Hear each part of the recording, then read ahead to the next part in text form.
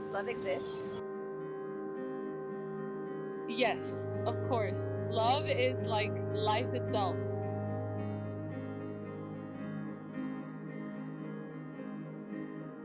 What is love to you?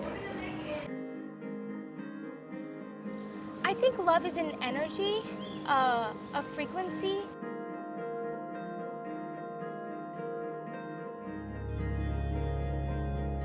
Love is, the space between humans. It's what connects us. It's what brings us together. It's our most pure state of being.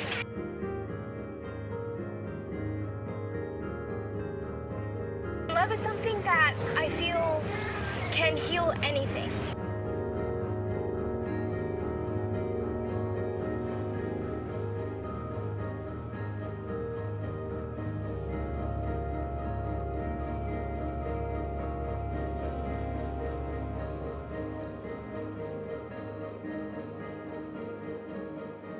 Love is truly caring for another person without any other motives. Truly seeing a person for both their flaws, for their art, their creativity, the good things about them. I think that oftentimes people see people only as numbers, what they can use them for. We need to grow beyond that.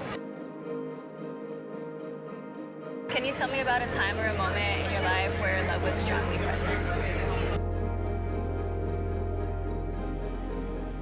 When I give birth, I looked at this little human being and I realized, listen, I did this.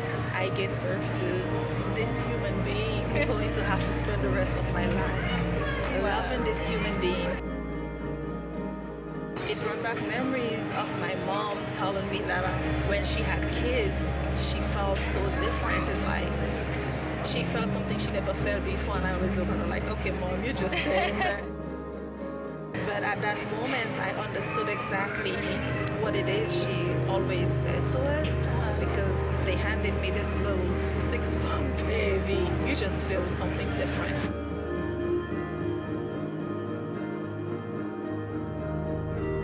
So you believe in love? I do. Yes, I do. If we didn't, we wouldn't be married for 47 years. Have you ever been in love? Yes. Yes? Yes. Are you in love currently? Well, yes. Yes, I have an amazing husband. Is this him? Yes. That's him. Yes. It's something different, completely different. I could be who I am. I could be me. I could be my authentic self. And he knows that. He embraces that. And he let me be who I am. On my good days, on my bad days, he let me be me. I don't have to pretend, or I don't have to try to be someone else. When you get to that point in life when you could just be who you are 100%, it's different. When did you guys know that, it was love? Pretty much, like they say, love at first sight.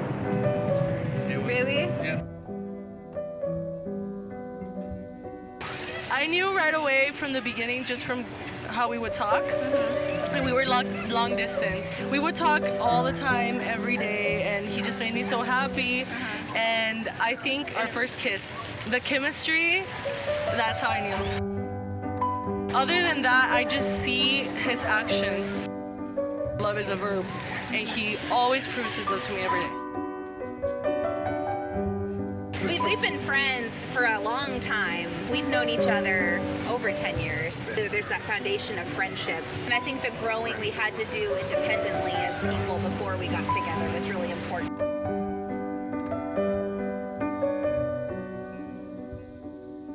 The story is like my husband, I've been married before and divorced. And my husband now, he was my first boyfriend. And we went our separate ways, had separate lives. And we reconnected after both of us went through a divorce. And in constant conversation, like we spoke a lot, when we just started dating again, we spoke a lot. And in all this conversation, it's like, it's so natural. it was just constant flow where I'd fall asleep on the phone and we'd just be speaking constantly. And I'm like, that's my person. I found myself telling him things that I've never told anyone before. I'm like, okay, yeah, this is it. Yes.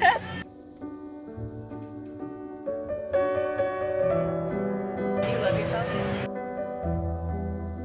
Yes, I have struggled before in the past with that, but I definitely do. Oh, of course I do. No.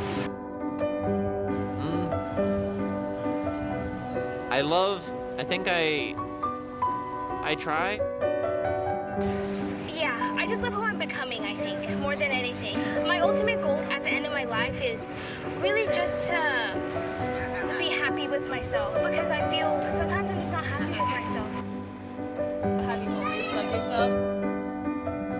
Not always. There was a time when I spent some time looking for someone else to love me more than I spent loving myself. And as soon as I got to the realization that I was looking for love the wrong places or the wrong way, I had to sit back, evaluate myself, and look at all the mistakes that I've made and realize, no, this is not it. I need to love me for who I am. I've never really liked myself, never really thought anything that I like, or other people say like, oh, you're so cool, you're so great, you this, that, and the other, you're so great. I'm like, okay, yeah, but dude, I hate myself.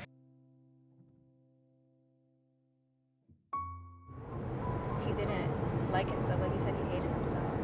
And then I was saying, like, I couldn't wrap my head around it because I don't understand, like, how you can give that type of love to somebody, like that love, that understanding, like the compassion or whatever. But, like, how can you not give that to yourself? I know between male and female, we get love in way different ways. I feel like girls get more love in general, not because like other women or whatever. And the reason why I brought gender into it, so I feel like with women, like there's a lot of like more positivism between them, which is different, I think, for men. We don't have the same thing with like open up and being sensitive or whatever. But I also feel like it depends on the environment that you were in. Like, if you were Yeah. raised in an environment where, like, openness was accepted, Yeah. then I feel like that wouldn't be an issue. Mm-hmm. You're right. Have you always loved yourself and everything's good for you?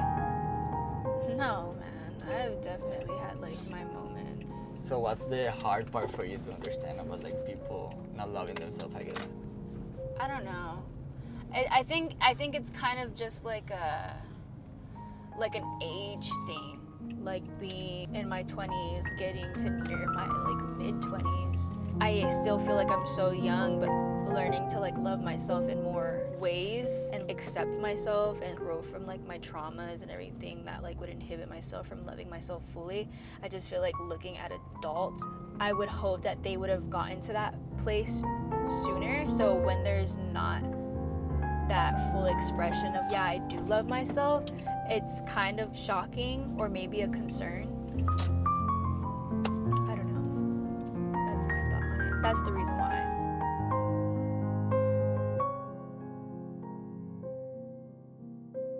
Do you think the environment people grow up in has an impact on the way they perceive and express love? Yeah, it definitely does. You know, especially when you're young, at a young age. You know, we absorb everything that's around us. We're like sponges. And when you see, you know, these older adults that, you know, you kind of look up to them in the streets because that's what you have, depending on your environment, you know. You look at their behavior and you see how they move when it comes to love. You see how they take care of their kids, you know, and they're an example to us growing up as how we should live, you know what I'm saying, how we should love our family. And depending on, you know, what you see, it's kind of like what you're going to reflect into the world, you know?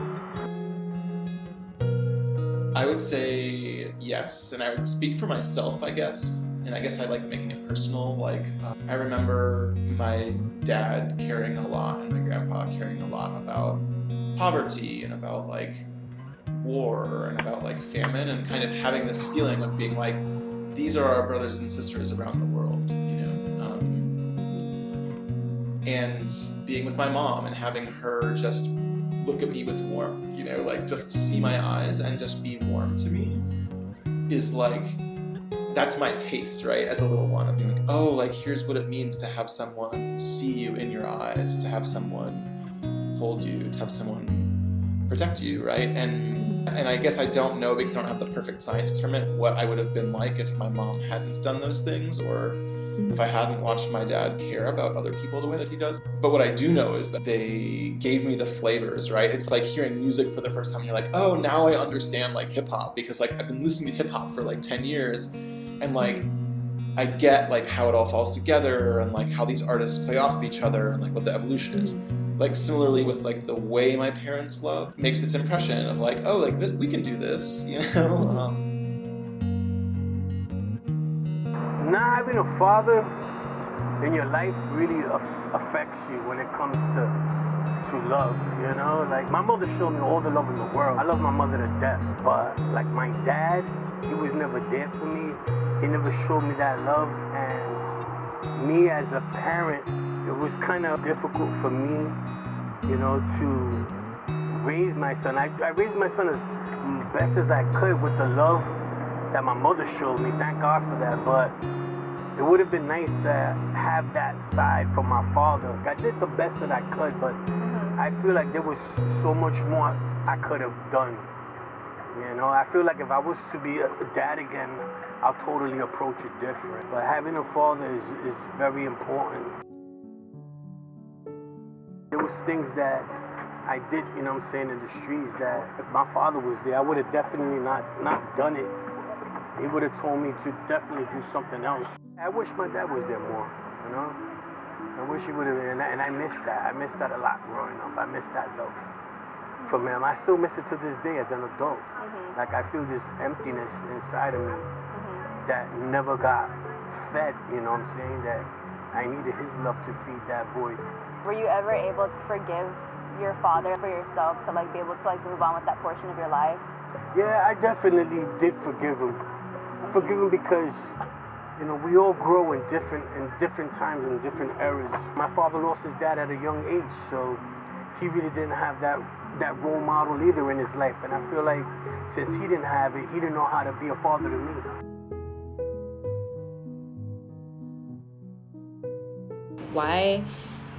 Why do you think it is hard for people to come out of those traumas and into forgiveness and then accepting themselves and being in a place of like love? Because ultimately I feel like the struggle of loving yourself is accepting your flaws and forgiving yourself and your traumas and the things that you've been through. Why is it so hard for people, not even just men, because we were talking about men, but then it got into the collective consciousness, but like, why do you think it is so difficult? And especially as an adult and for adults.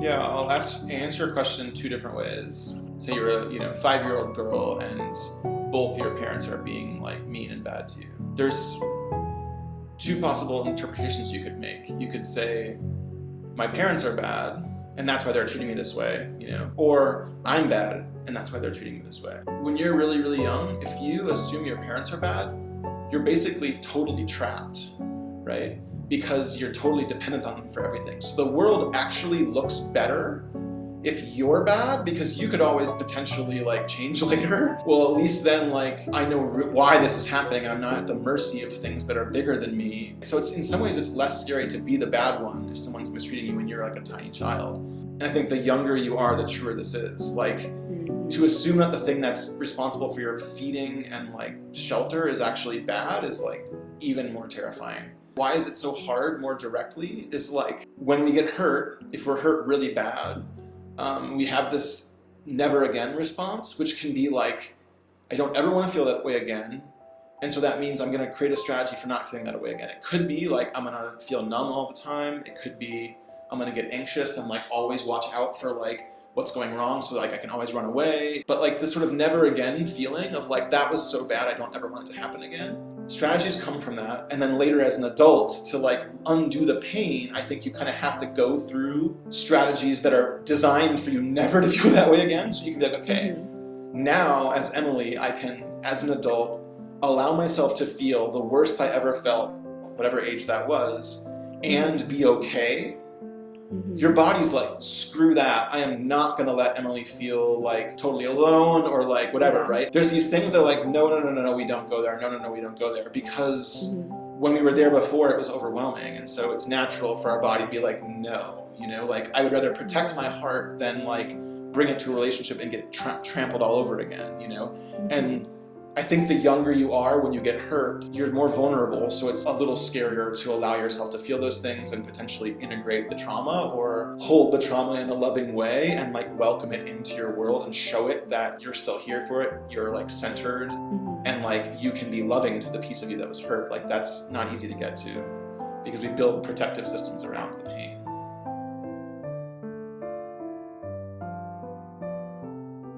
To truly love yourself, you have to understand that you're not just your flaws, you're not just your good things either, you know? But see yourself as a whole person. And so... As a complex person. As a complex person, exactly. Right, and love that. And love that. And yeah, and give yourself gratitude and give yourself forgiveness. Give yourself that leniency that you would give another. And I think that's the key to loving yourself. Never hurry, never worry. Oh, that's a good one. What'd you say? Like with love, you can never hurry, you can never worry about it. Like, don't worry about it. If it doesn't end right, it's okay. You could try again with another person, maybe.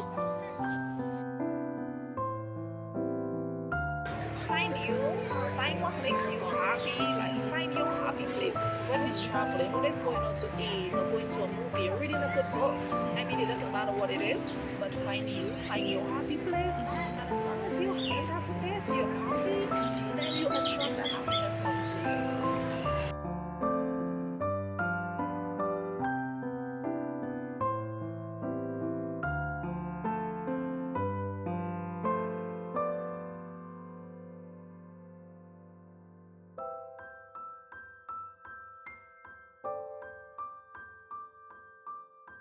What is your name?